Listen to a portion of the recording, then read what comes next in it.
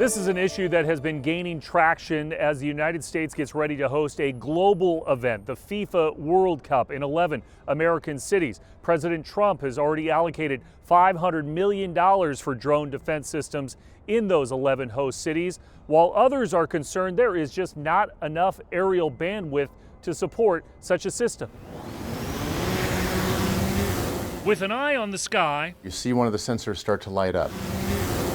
Above Northern Virginia, We've got the altitude, the location, just outside the nation's capital, the frequency that it's operating on, and the different RF band. Travis Scott stands at attention, Can trigger all of the different alerts. thinking about the worst. Just like 5 years ago, when people heard the word drone, they were talking about, oh, that's going to be a cool way to get some pretty pictures. Yeah, myself included. You think about it in a different way. Very much so. There's no doubt that it's only a matter of time before what we see happening overseas on the battlefield is going to get here to the United States. Scott is the Vice President of Dedrone, which has developed a series of tools to counter an evolving threat, expressed by the likes of the leader of the Washington National Guard. What's your level of concern? I'm concerned that we face another 9/11 style attack with the proliferation of attack drones these days. They're everywhere. Scott says his company has worked with multiple cities and organizations on potential safeguards. Now, let's try it on the slow motion target. The most effective means for mitigation is, in fact, with radio frequency jamming. And that includes handheld jammers. All right, Chris, you got to keep that airspace clear. Or a more targeted defense. I'm losing this one. But the issue is a bit more complicated with the idea that counter-drone technologies involving disrupting frequencies can have unintended consequences.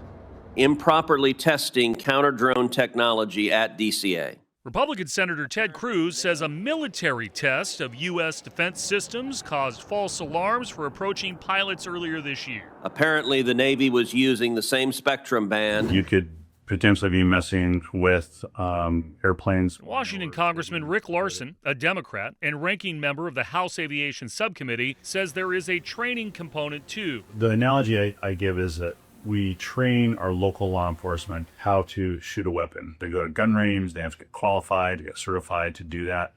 These counter-UAS, counter-drone tools require a similar kind of training. You just can't fire electrons in the air to knock these drones out of the sky. Dedrone Defender. Back in Virginia, Scott agrees. And that last step, the step that from a regulatory perspective is still slow to roll out at the state and local level, is the mitigation step. And also says laws need to guide the rules of engagement and who exactly might pay for it. This sounds like it could be an expensive proposition, though, for local municipalities and states when they host these big events. There's no doubt that there's going to be a cost involved with this.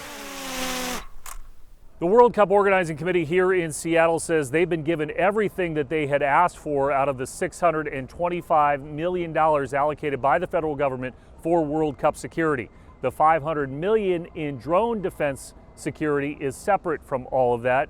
The World Cup draw was just recently announced, with the final rounds going to be held in New Jersey at MetLife Stadium. For Spotlight on America, I'm Chris Daniels.